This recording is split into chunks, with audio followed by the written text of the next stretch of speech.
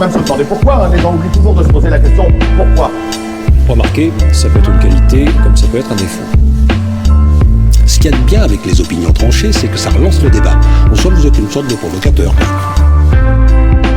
Question de point de vue, l'émission qui traite de la contre-culture, des alternatives, des transformations sociétales, passe sur Radio Pulse le lundi soir entre 20h et 21h. La télévision nous a appris à croire qu'un jour on serait tous des millionnaires, des dieux du cinéma ou des rockstars. Mais c'est faux. Nous apprenons lentement cette vérité. On en a vraiment, vraiment plein le cul.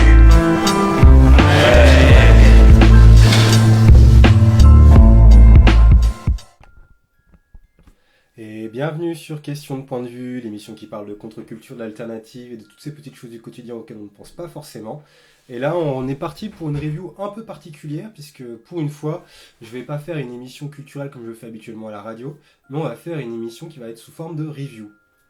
Alors, je vais vous parler de la série Daybreak. Et je vais vous dire sincèrement, je l'ai trouvée en fait au final extrêmement intéressante et je vais vous expliquer pourquoi.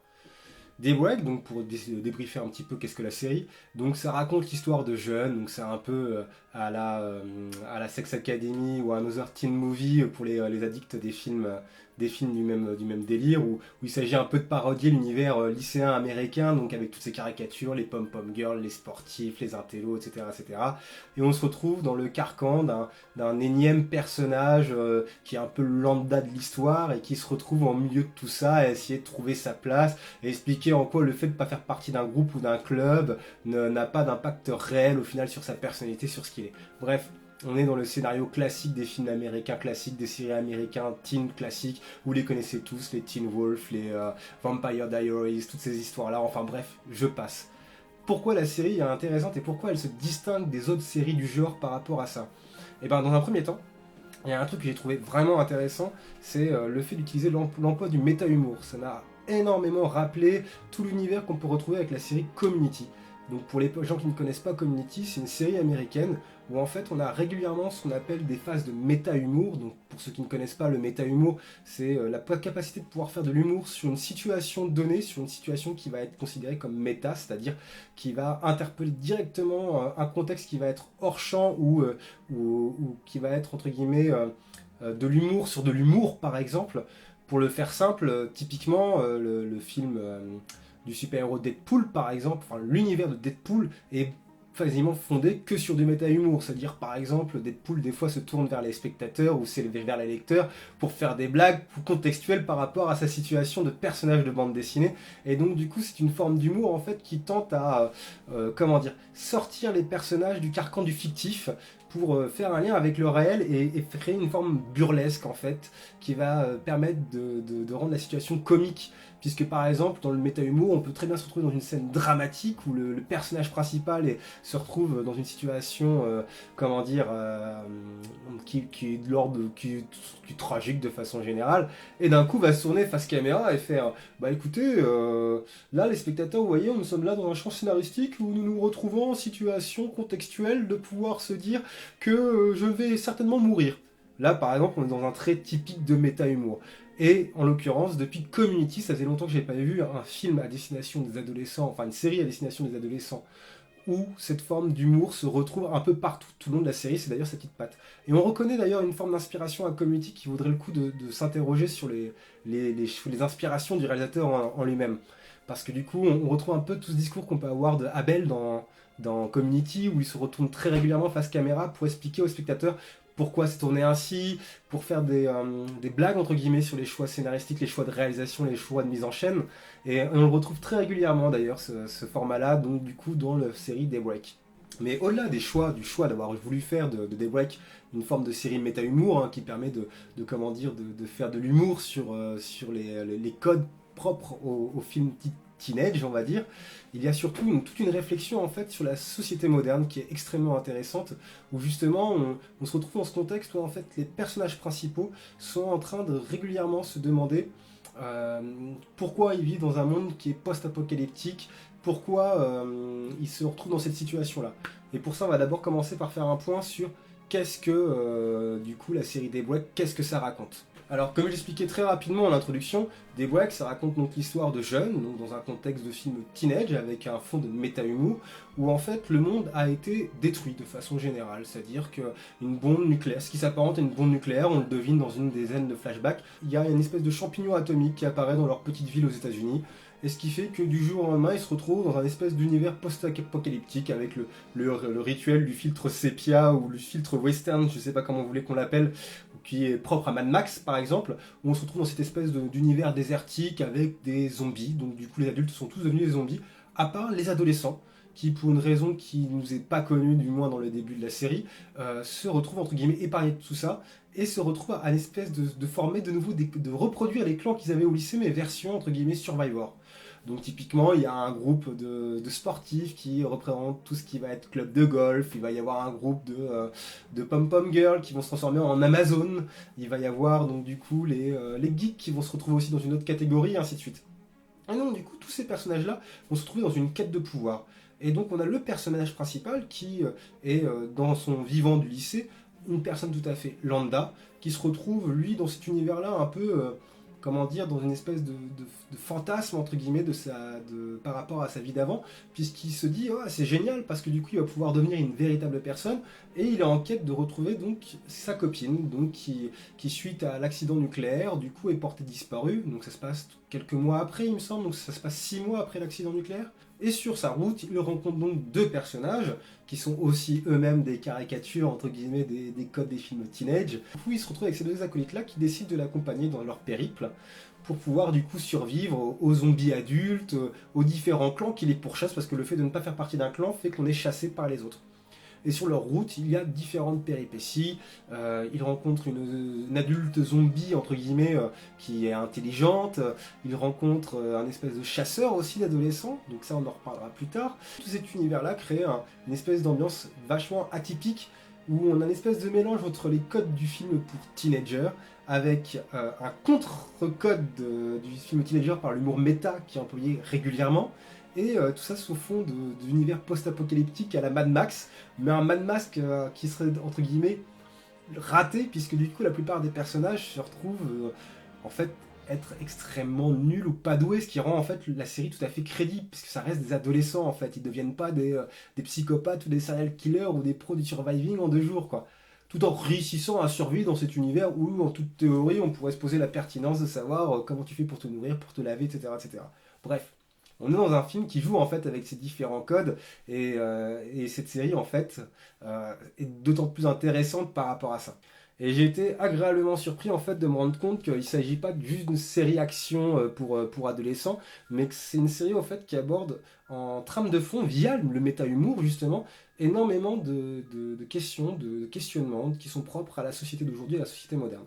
Bon, dans un premier temps, il y a toute la dimension collapsologique qui va être justement évoquée tout le long de la série. Il y a véritablement en fait au travers de cet univers post-apocalyptique une réflexion sur la place de l'individu dans la société, leur place par rapport à l'environnement, et on est véritablement dans la question de la collapsologie version Survivor, on va dire, donc qui sont vraiment dans le survivalisme. On retrouve aussi des questions tout à fait d'actualité, notamment avec la question de la place de la femme et de la sexualité, qui est notamment évoquée dans l'épisode où justement on a tout un flashback en fait, toujours sous forme de méta-humour, du personnage principal avec la fameuse copine qu'il essaie de retrouver en fait. Et du coup, tout le long de ce flashback-là, en fait, on voit toutes les questions qui sont propres aux adolescents, donc on retrouve dans les séries depuis les années 70 sur ces questions-là, donc la question de la première fois, la question de ce que c'est que l'amour, la question de ce que c'est qu'une relation homme-femme, etc., etc. Sauf que,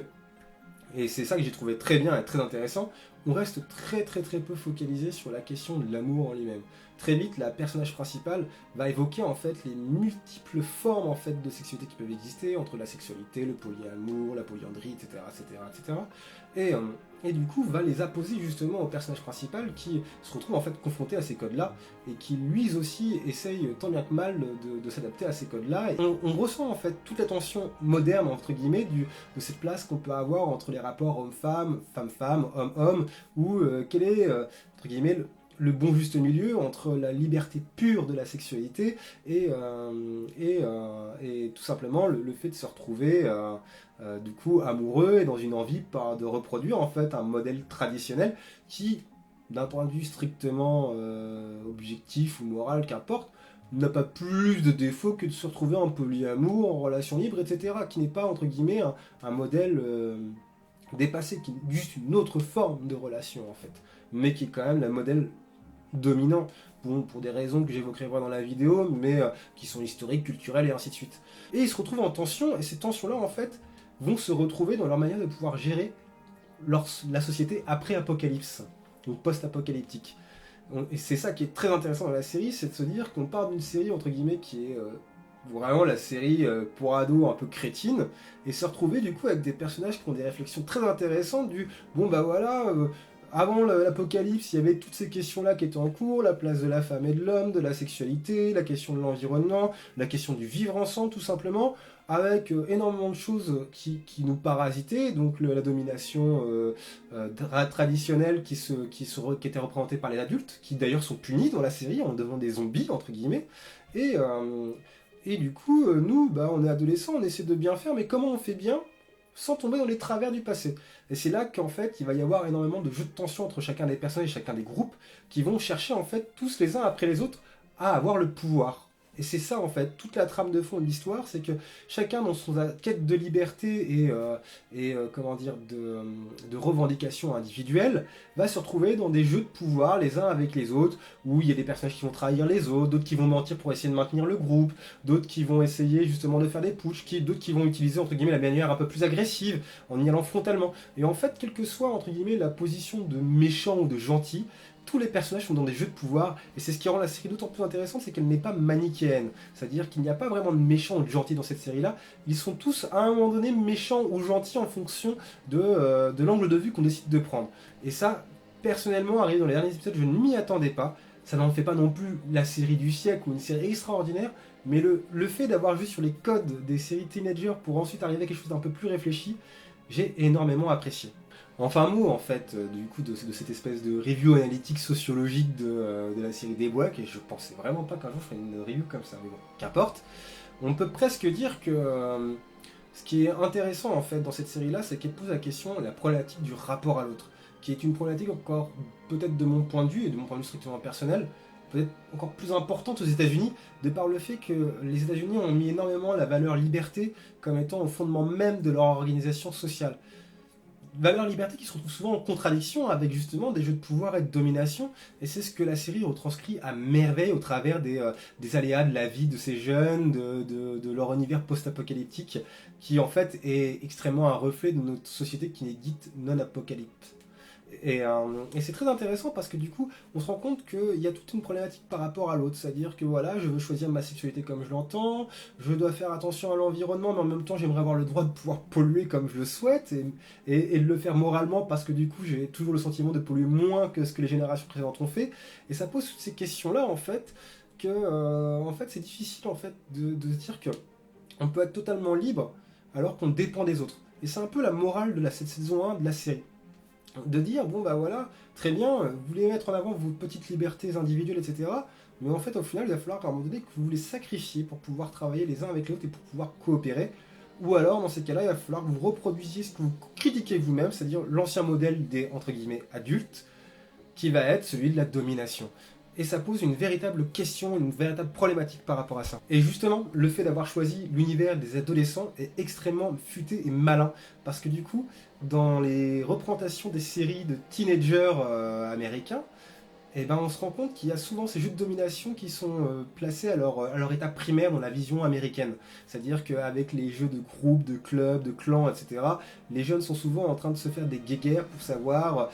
qui fait partie de quel groupe, de quel clan, etc., dans des jeux de domination individuelle en utilisant les groupes, en utilisant l'autre pour arriver à ses fins. Et donc du coup on se rend compte que ça pose la problématique altruiste du système américain qui fonctionne énormément par le déni de l'autre. Pense à toi avant de penser aux autres, et si tu dois penser aux autres, c'est dans ton intérêt à toi. Et justement, c'est ce que met un peu en avant la série, c'est que ce modèle-là ne peut pas fonctionner. Et que du coup, en fait, un peu toutes les problématiques de société en fait qu'il peut y avoir par rapport à la sexualité, par rapport à la position de la femme, par rapport à l'environnement, par rapport du coup à la domination, etc., ne peut avoir de sens si on ne remet pas en question ce rapport qu'on noue à l'autre. Pour finir cette review, on peut dire qu'au final, Daybreak met en avant donc du coup tout un univers où les adultes ont échoué Et la cause de cet échec, et c'est ce que sous-entend plus ou moins la série, même si elle ne le dit pas explicitement, c'est que le rapport à l'autre qui a été construit que sur des rapports de domination et de déni de l'autre. Et justement, les personnages principaux, qui sont plus sensibilisés que les adultes par rapport à ces problématiques de vivre ensemble, cherchent justement à essayer de bâtir, entre guillemets, leur survie autour de nouvelles normes qui ont émergé avant l'apocalypse, parce que c'est les normes, les questions que nous on se pose actuellement avec tous les débats qu'il y a eu au travers de MeToo, la collapsologie, etc., etc. Mais du coup se retrouvent quand même parasités par leur modèle éducationnel d'origine par rapport aux autres, qui est donc du coup le rapport de domination. Et c'est intéressant parce que du coup la fin de la série finit sur un twist que je ne vais pas spoiler là maintenant, et qui laisse à supposer qu'en fait, malgré le fait que les personnages principaux, je vais le dire quand même, gagnent, entre guillemets, ils se retrouvent de nouveau confrontés à cette problématique-là, et il va falloir très probablement qu'ils trouvent un moyen en fait de pouvoir faire avec eux sans s'entretuer entre eux. Et je trouve que la série Des Breaks a été au final une belle surprise parce que du coup je m'attendais à regarder une série légère, et une série légère qui en fond de trame, quand on regarde le scénario méta de la série plus que le scénario de base, en fait dit énormément de choses en fait sur notre façon de vivre ensemble et pose de véritables questions intéressantes par rapport à notre considération de l'autre et par rapport à notre façon de nous organiser en société. Donc je vous invite véritablement à regarder la série. Voilà, je vous le dis franchement, j'ai fait une review très positive de la série, mais ça reste une série pour teenagers en mode post-apocalyptique, donc les gens qui veulent regarder quelque chose de léger, ça reste très léger et divertissant, il n'y a aucun problème là-dessus. Et à vrai dire, si on ne pousse pas l'analyse et le vice jusqu'à ce que j'ai fait là maintenant, néanmoins, quand on suit un peu les différentes blagues qui sont faites, les thèmes qui sont abordés, et ben on se rend compte qu'en fait, ces questions-là sont quand même bien présentes dans la série, et j'ai hâte de voir la saison 2 pour savoir, justement, si cette review que je fais, si cette analyse que je suis en train de faire est juste et fondée, et quelle réponse il va apporter au travers de leur parcours de survivor, de survivalisme dans la série. Bref, je vous souhaite à tous une très très très bonne journée, et pour ceux qui nous suivent sur Question de Point de Vue, donc sur Radio Pulse 90 FM, et bien du coup, je vous dis au prochain lundi de 20h à 21h sur 90 FM Radio Pulse.